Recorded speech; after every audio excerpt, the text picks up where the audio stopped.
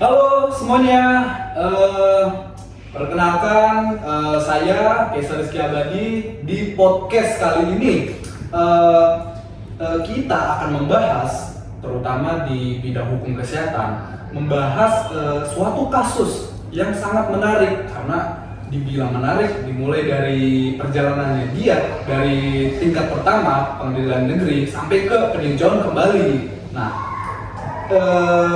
kita akan membahas dari perspektif hukum masing-masing tentunya. Nah, namun sebelum itu kami mau memperkenalkan diri masing-masing dulu nih. Nah, bagaimana? Namanya siapa dan asal mana kalian?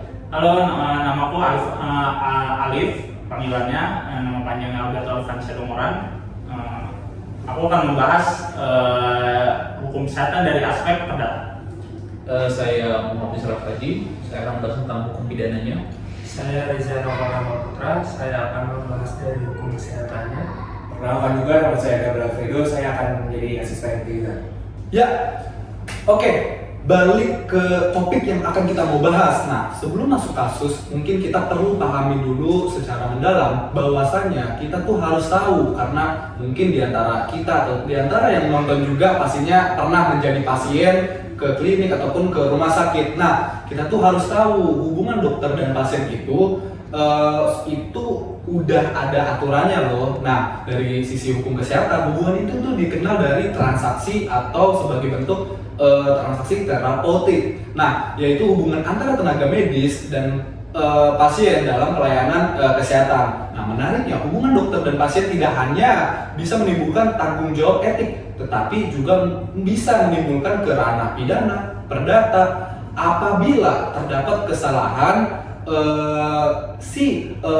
tenaga medisnya tersebut, yakni dokter salah satunya. Nah, dan kita akan membahas kasus yang sangat menarik, yakni Dr. Taufik, yang menjadi salah satu contoh nyata bagaimana tindakan medis ini dapat diproses secara pidana. Nah, aku mulai dari pertanyaan sederhananya dulu nih, karena kita kan konsepnya hukum kesehatan. Nah, kita dari awal dulu lah ya, jangan masuk ke konteks ke kasusnya. Nah, menurut kalian bagaimana atau apakah semua kesalahan dokter otomatis bisa disebut kesalahan atau bisa disebut malpraktik, dan apakah bisa langsung dipidana? Oke, kita langsung ke yang hukum kesehatannya dulu nih, dari Bang Reza. Bagaimana Bang Reza? Mungkin dalam hukum kesehatan sendiri tuh kasus ini menunjukkan pentingnya standar profesi dan standar operasional prosedur. Karena dokter ini itu bukan hanya dituntut untuk memiliki kemampuan medis, melainkan juga menjalankan prosedur dengan teliti dan hati-hati. Nah, setelah yang saya baca juga itu menurut jurnal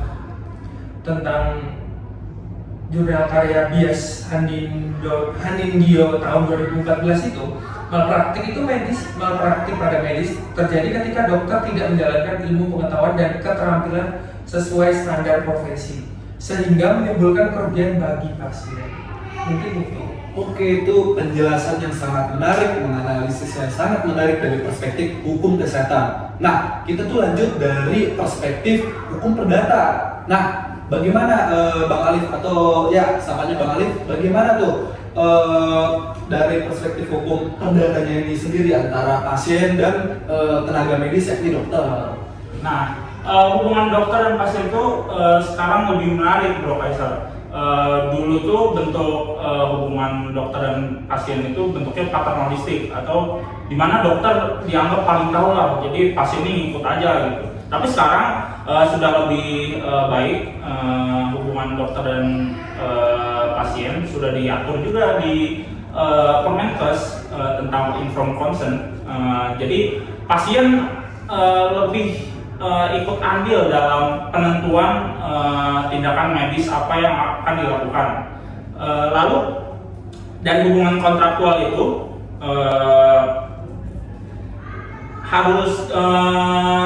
harus dibuktikan apakah malpraktik ini berjalan karena tindakan yang menyebabkan hasil atau upaya di dalamnya. Nah, perikatan dalam tindakan medis ini itu lebih ke perikatan upaya, bukan perikatan hasil. Perikatan hasil juga, tapi khusus dalam misalkan operasi plastik. Tapi kan dalam umumnya tindakan medis itu adalah perikatan upaya yang dokter ini mengupayakan kesembuhan, bukan menjaminkan kesembuhan. Jadi harus dicek dulu fakta-fakta di dalam tindakannya untuk membuktikan bahwa dokter ini loh yang bersalah. Oke, berarti kita harus meninjau kembali fakta-fakta hukum, apakah dari perikatan antara pasien dan khususnya terutama dokter, kita harus meninjau kembali kepada fakta-fakta hukumnya. Nah, untuk ke ranah pidana atau perspektif pidana yang bagaimana nih yang mau dijelaskan, yang mau dianalisis bagaimana dari perspektif pidana? Oke. Jadi kalau dari Komnas sendiri itu soal tindakan jadi pidana atau enggak itu kita harus melihat niatannya kan sebenarnya. Niatannya jahat atau tidak atau mens rea. Nah, apakah berarti kalau nggak ada niatan itu nggak bisa pidana? Enggak juga.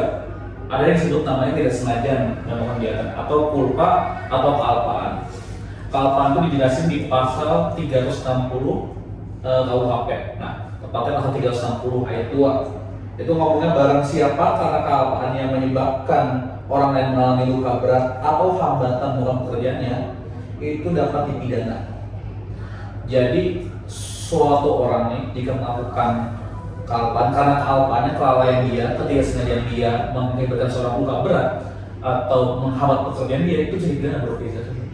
Oke, berarti di ranah pidana ada pengaturan lebih lanjutnya lagi nih, terutama terhadap dokter atau tenaga medis yang dimana bila manapun seseorang tenaga medisnya dapat dikatakan kealpaan atau bahasa kealpaan tadi bisa dibilang lalai ya kalau kita bahasa umumnya. Nah, jadi sudah diatur juga dan bagaimana hubungan hukumnya itu menjamin terhadap pasien. Nah, oke, kita langsung ke topik utamanya yakni terhadap kasus dokter tersebut. Nah, kita masuk ke tahun 2007 di Rumah Sakit Kesedap Iskandar Muda tingkat 3 Banda Aceh. Nah, saat itu seorang pasien yang sedang hamil 9 bulan datang ke rumah sakit untuk menjalani persalinan.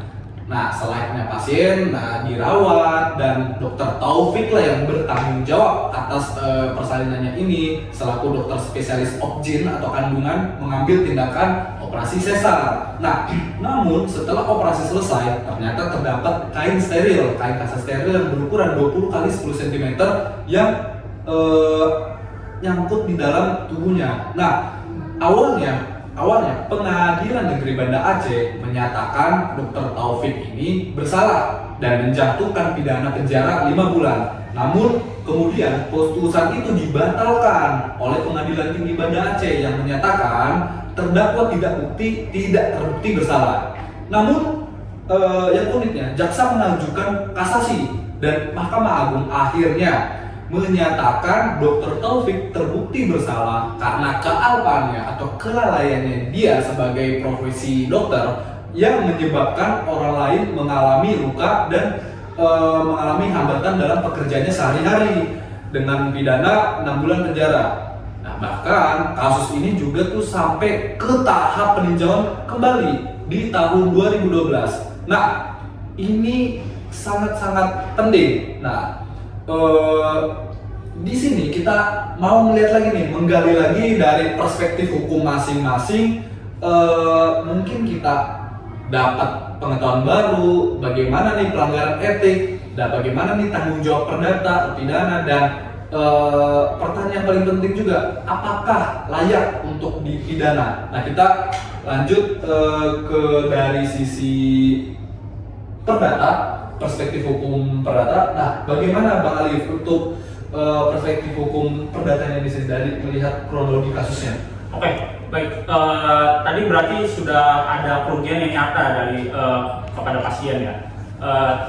Namun bisa dilihat lagi ketika pasien itu ditindak apakah dokter sudah memenuhi SOP? Jelas tidak, karena kasa itu tertinggal pastinya ada kesalahan di tindakannya. Nah, lalu kerugian yang muncul itu juga nyata, yang berbentuk rasa sakit dan biaya obat lah atau yang lain, maka ya sudah sepantasnya pasien dapat menggugat secara perdata kepada dokternya. Nah, wah itu analisis yang sangat menarik memang ya. Dan tentunya ada bukti atau dari kerugian imaterial di mana walaupun rasa sakit yang diterima juga yang di mana ada terdapat kerugian imaterial yang di mana dia tuh dalam menjalani kehidupan sehari-harinya, dalam melakukan pekerjaannya dia tidak seperti selayaknya pada saat normal. Nah, kita lanjut di hukum kesehatan nih. Bagaimana hukum kesehatan ini melihat kronologi kasus yang sangat menarik ini. Nah, Bang Reza tuh bagaimana tuh? Mungkin kalau dari hukum kesehatan sendiri ya, yang tadi udah disinggung sama Bang Alex tadi kan ya tentang SOP ya. Jadi dalam hukum kesehatan itu kasus ini menunjukkan pentingnya akan SOP dan standar profesinya. Jadi karena dokter bukan hanya dituntut untuk memiliki kemampuan medis, juga dokter itu tuh harus menjalankan setiap prosedur secara teliti. Hal ini juga sudah diatur pada Undang-Undang Praktik Kedokteran pasal 51 dan pasal 50. Jadi oleh karena itu, ketika prosedur dasar seperti perhitungan alat operasi tidak dilakukan, maka tindakan tersebut dapat dianggap sebagai bentuk kelalaian profesional. Oke, sangat menarik ini juga ya, hukum kesehatan itu berfokus terhadap si tenaga medisnya ini sendiri yang seharusnya dapat menjalankan SOP yang lebih ketat ya. Nah, oke, kita langsung terhadap perspektif hukum pidana. Nah, ini bagaimana nih? Karena yang kita tahu dari kronologi kasusnya itu sendiri ada terdapat kelalaian yang dimana kasar itu tertinggal. Nah, dari perspektif hukum pidana, Bang Bisma, bagaimana Bang Bisma? Ya, jadi Bang Riza, kita udah lihat ya di putusan PK-nya juga unsur pasal 360 terpenuhi kan. Nah, penyebabnya karena sebenarnya ini men culpa, kelalaian kan. Nah, saya juga yakin sebenarnya bahwa Dr. Taufik ini ya juga tidak berniat lah untuk melakukan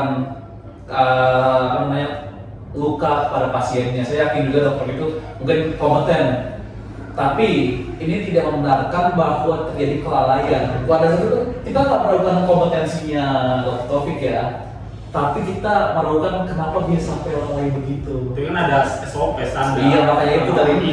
Saya setuju dengan Bang Alif sama Bang Reza bahwa ini SOP kurang, maka ada kerugian juga.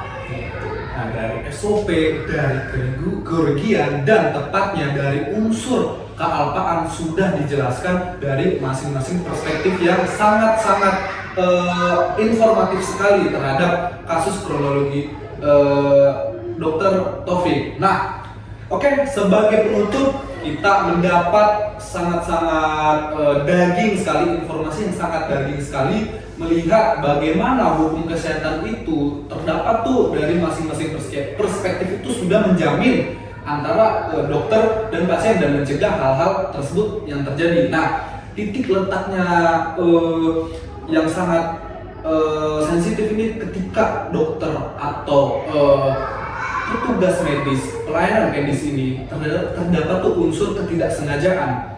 Memang sebagai dokter ada dia itu berkompeten dan makanya dia bisa menjadi dokter. Namun seperti penjelasan yang sudah dijelaskan oleh Bang Bisma, hukum itu tetap mengatur dan menjamin terhadap pasiennya itu sendiri.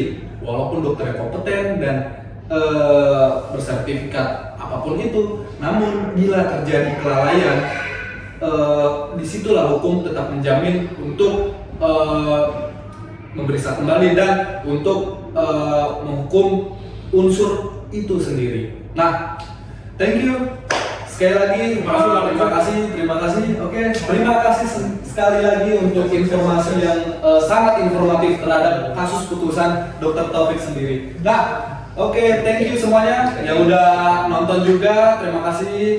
Kurang lebihnya mohon maaf. Terima kasih sekali lagi. Thank you.